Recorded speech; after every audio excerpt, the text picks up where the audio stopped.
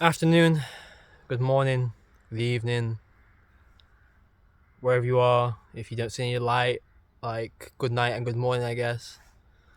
I've come out a little bit late today. I wanted to come out about 3, but I ended up talking to somebody about ADHD for 2 hours. Somebody, when you try and self-diagnose somebody else off of yourself. I'm like, I think you might have ADHD as well. It makes sense. And they're like, you've got ADHD. I'm like, yeah. And they're like, well, let's talk about it. Yeah, it's fun. I don't really talk to many people in the week, so it's nice to talk to people. So yeah, it's cold, but since I've like got this big coat on, this big coat's a bit OT still. Like I still should maybe be in a jacket. But yeah, it's getting to that sweet spot where it's starting to get a little dark. I've got my camera set behind me from yesterday. Well, you'll see if you saw the last video.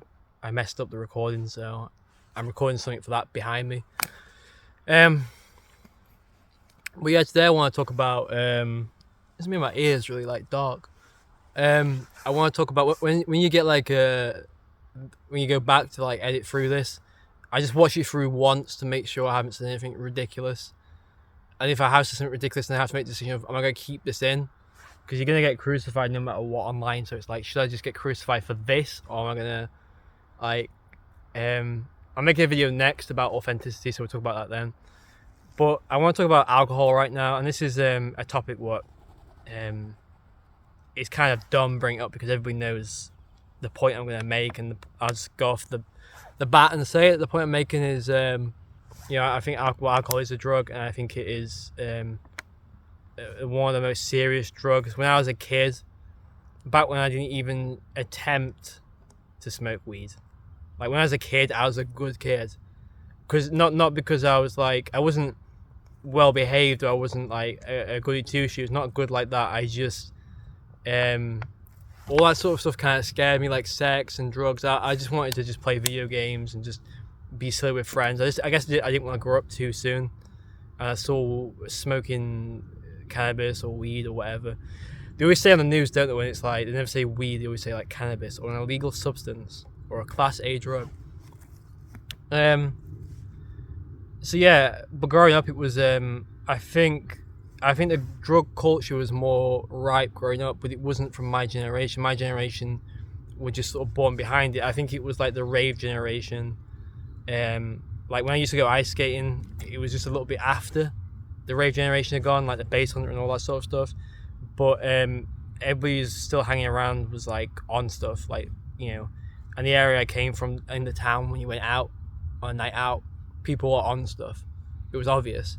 So I've always been around people who are on stuff, and they've been mistaken as me, but they're a bit older than me. They're the millennials, like, and the Gen Zs are a very experimental generation. I will say that, like, our generation, we do a lot of drugs, and we're obviously we're kind of crucified from it. And from school we had like dare campaigns, and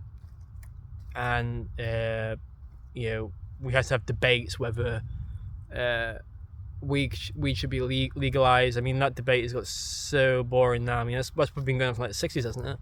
I know in some obviously countries it is, in some states in America, but well, it's legalized to a point, isn't it? I think you're allowed to smoke in certain places, but you're not allowed to have it on you, like possession. And alcohol's gone completely amiss, and alcohol's a big one for me because my family and my close family have all been. That's just a pheasant, I think. Somebody who's like, it's not a pheasant. I knew it wasn't gonna be a pheasant. When you say stuff, you just know it's not that, but you just can't bother to think what it really is. It's definitely not a pheasant though. And then there's somebody, like some farmer in the comments, gonna be like, "Oh, it actually was a pheasant." I don't know why a farmer's got to know about pheasants. I just feel like they will. So yeah, when so all my family were just well, not majority of my family and close family, and the town I grew up in is just absolutely crippled with drinking problems. And I was in a shop the other day, and there was a guy talking to a shopkeeper, and he was saying, "Yeah, I've lost some weight. I've cut my drinking right down. I'm only having the 4 cans at the weekend now," which is how like an addict would talk, I guess. Um, so I just want to say, before I start talking about this, I just want to say um, I don't want to ruin anybody's fun. I also enjoy drinking myself. I don't really drink anymore. I came to drinking quite late, and what I mean by that, I drank when I was like 18. I never really experimented when I was younger with even like a can or anything. I didn't like. I think I had some like Bucks Fizz when I was like 14, maybe just like a mouthful. It had no effect on me. It's probably to make me more hyper. I've had many fun nights out drinking. I intend to probably drink again one day. It's just that the world I came from, I think a lot of Gen Zs will be able to relate to this. We came from playing video games and online communities, and going to the cinema and like messing around in supermarkets, and so drinking was never really a thing. And I think it is more likely that we do drugs, but we don't even, and just like weed or something like that. But I would say the majority of us didn't even do that. Like I would say the pack leaders, or the people, not necessarily the pack leaders, but I'd say it was a few people in the group that had the drugs, and then people would just like offer you like a toke. It was more like that.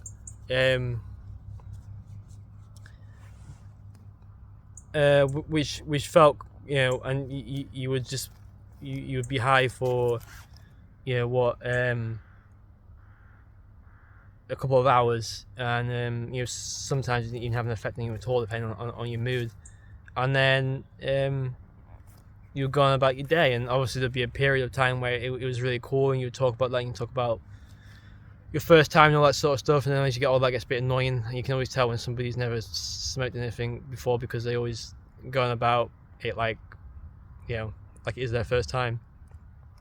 And there's a whole culture behind it, of course. There is a big culture behind smoking weed, but meanwhile in the background there was this whole drinking problem. What was gaining traction, it was just picking up. You ever play that game where you have to collect things, and eventually you have the whole city? It's like a big ball.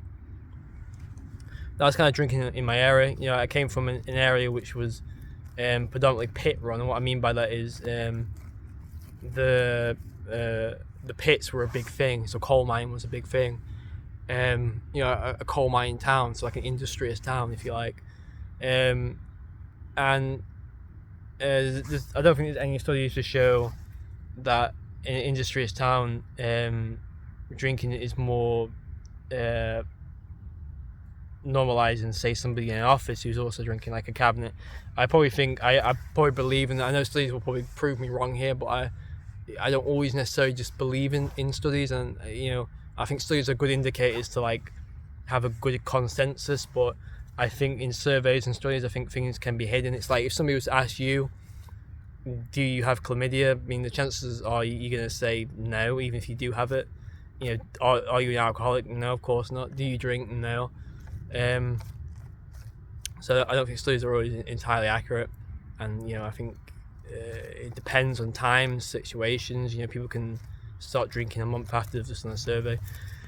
So I don't think it's anything. But what I am talking about is the pits were eventually closed, and it had a repercussion effect on the area. People lost their jobs, and the coal mines that went to the pits were sort of like the central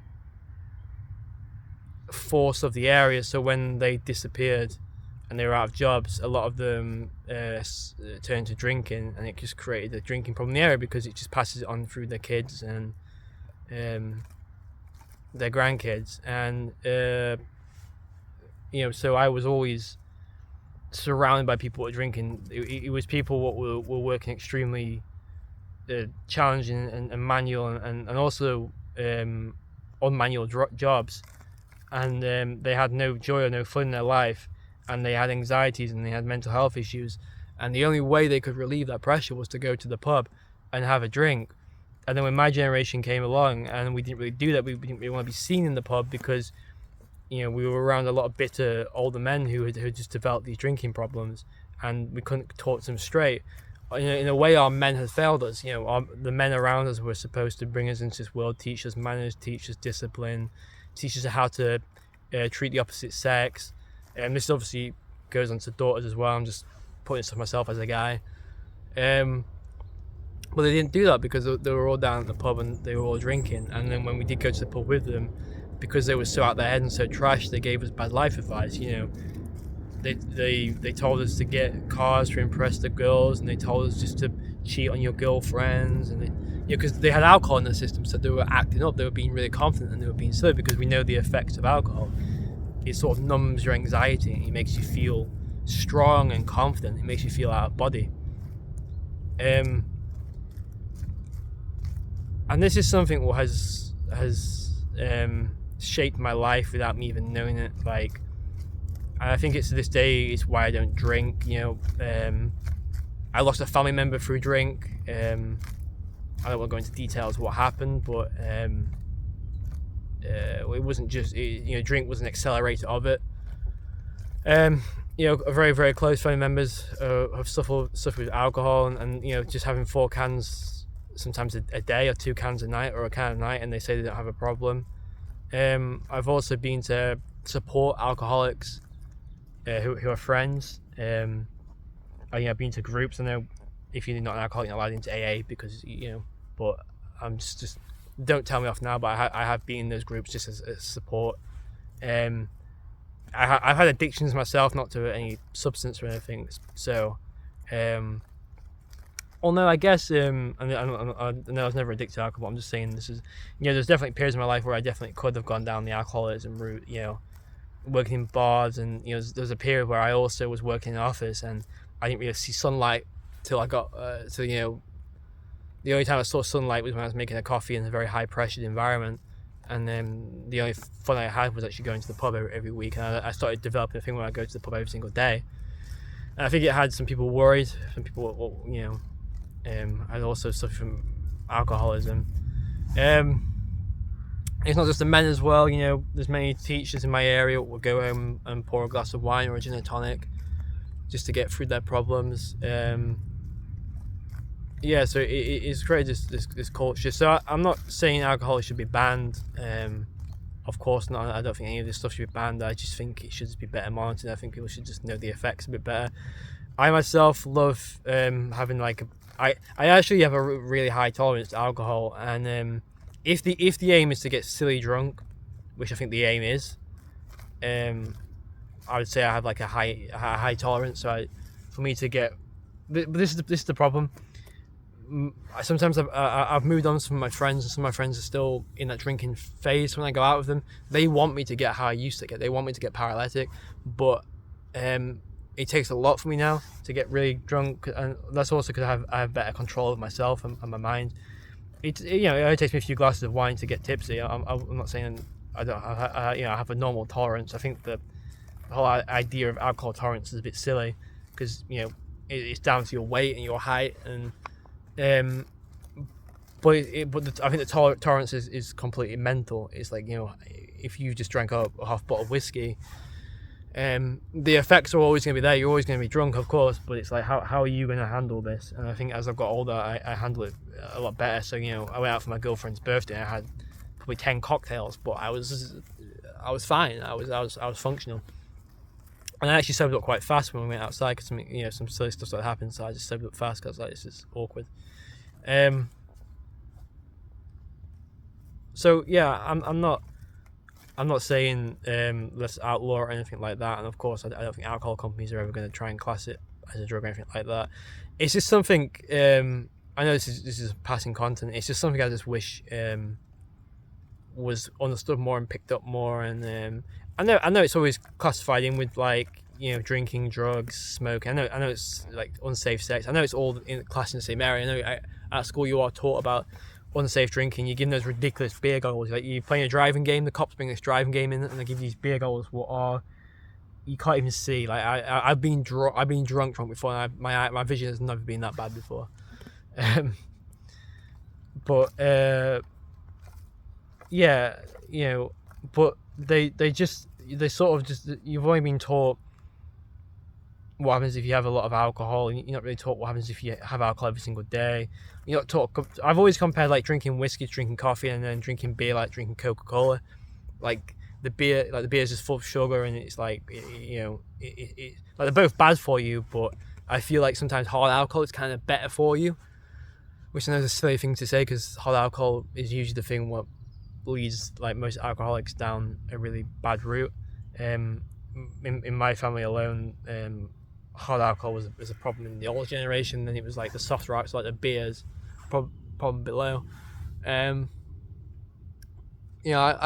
like last year, I would have like a nip of whiskey a day, mainly for the taste. I just like strong drinks. I just enjoyed the taste of it. It wasn't actually, but sometimes if I didn't have any whiskey in a week and I had like a little bit on an empty stomach, I'd feel it. But yeah, I don't drink at all now. Obviously I'll drink one day again. I just don't fancy it. I just enjoy milkshakes. Even though I don't really have milkshakes anymore because of the sugar, but I just enjoy like playing video games, going to the cinema. I guess I kind of abandoned that culture of I was tied up in that culture of let's just go to the pub and do this. But yeah, I kind of abandoned it in the end, and all my friends still try and drag me in it, and I lost a lot of friends through not wanting to drink. If you say you don't want to drink around here, you met with you don't drink anymore. What's that like?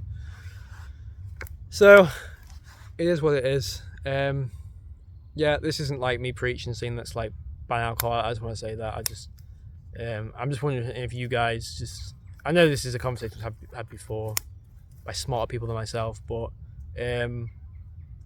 I guess it's something that has completely gripped my life and my area, and it's not going to get spoken about in my area anytime soon. I would say most males and men in my area and women as well. We've got a drinks bank in my area, like where you put bottles, and it's always full by the Friday. It's like empty on Monday, and then Friday the bottles spilling out. This is a full bottle bank.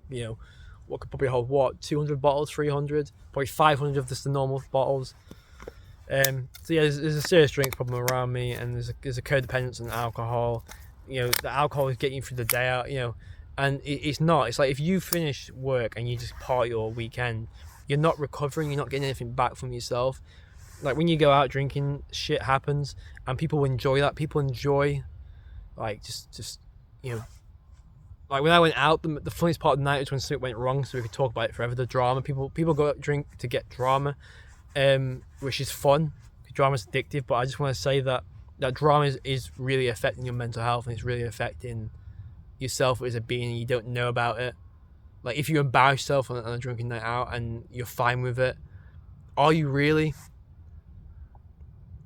And maybe on the weekends you finish on the Friday, you go for a few drinks Friday night, you cut yourself off at a certain point, and a Saturday you wake up and you go for a walk, or you go to the cinema, or you go ask that person out what you really want to ask out on a date but you just didn't.